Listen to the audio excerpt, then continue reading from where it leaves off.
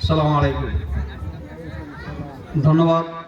বাংলাদেশ জামাত ইসলাম অষ্টদার শাখার উদ্যোগে আজকে যে কর্মী সম্মেলন আয়োজন করা হয়েছে, মুসলিম শরীফের একটা হাদিস বলতেছি যে পৃথিবীতে যত কতল হবে, অন্যায়ভাবে হত্যা করা হবে, প্রত্যেকটা অন্যায়ভাবে হত্যার একটা অংশ হযরত আদম আলাইহিস সালামের ছেলে কাবিল, যে প্রথম অন্যায়ভাবে হত্যার সূত্রপাত করেছিল, সে পাবে। এটা হচ্ছে বুখারী এবং মুসলিম শরীফের একটা হাদিস। আমরা যাদের নির্বাচিত করব, সেই নির্বাচিত মেম্বার, চেয়ারম্যান, এমপি, প্রধানমন্ত্রী, যারাই যত দুর্নীতি করবে, সকল দুর্নীতির একটা অংশ আমাদের আমলনামায় থাকবে। তারা যত ভালো কাজ করবে, সকল ভালো কাজের অংশ আমাদের আমলনামায় থাকবে। তো বাংলাদেশের প্রেক্ষাপটে আমরা এ পর্যন্ত 1971 সাল থেকে আজ পর্যন্ত যত রাজনৈতিক নেতাদের পেয়েছি, তাদের অধিকাংশই দুর্নীতিগ্রস্ত ছিল। সময়ের প্রেক্ষাপটে 5ই আগস্টের পর আমরা যে বাংলাদেশ পেয়েছি, সেই বাংলাদেশ একটা পরিবর্তনের বাংলাদেশ। সেই বাংলাদেশে আমরা চাই এমন এক শাসক ব্যবস্থা হোক যেখানে কোনো দুর্নীতি, চাঁদাবাজি, অন্যায় থাকবে না।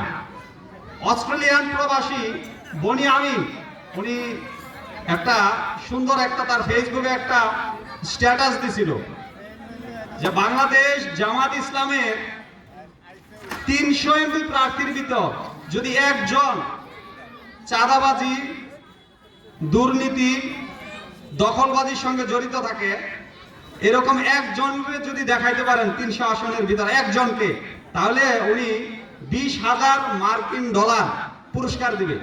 এখন পর্যন্ত এই চ্যালেঞ্জটা নেওয়ার কারো সাহস হয় নাই, খুঁজে পায় নাই।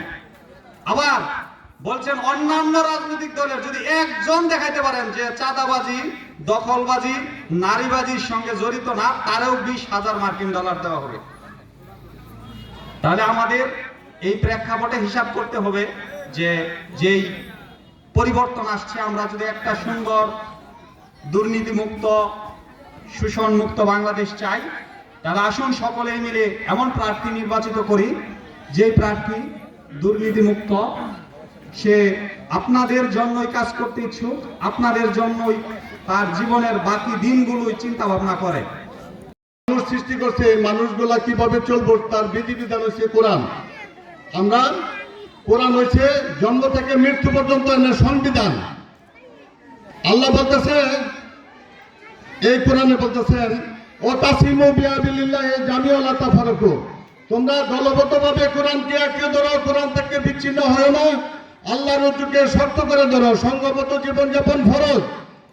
ইয়া আইয়ুহাল্লাযিনা আমানু আতিউল্লাহ আতিউর রাসূলা ওয়া উলিল আমরি মিনকুম, তোমরা তোমার দলের নেতার নির্দেশে থাকো। তাহলে আমাদের নেতাও মানতে হবে। নেতা কি? সময়ের কসম, কালের শপথ, মানুষ বড়ই ক্ষতির মধ্যে আছে। কারো ব্যতীত, যারা কোরআন হাদিসের নিয়মে চলে তারা ব্যতীত সবাই ক্ষতির মধ্যে আছে। দেখেন আরেকটা সূরা নিসা 75 নম্বর আয়াত আল্লাহ বলতেছেন, তোমাদের কি হলো, তোমরা দেখো না অসহায় মানুষগুলো নির্যাতিত হচ্ছে, তাদের করুণার্তনাদ। দেখেন আরেকটা সূরা আল্লাহ বলতেছেন, সূরা মাইদা 44, 45, 47 তিনটা আয়াতে আল্লাহ বলতেছেন, আমার নাজিলকৃত কিতাব দ্বারা যারা বিচার কাজ ফয়সালা করে না তারা কাফের, তারা জালেম, তারা ফাসেক।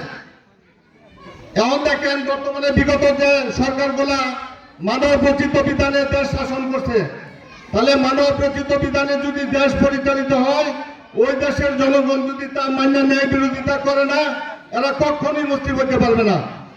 আল্লাহ বলতেছে, মুসলমান না হয়ে মরিও না।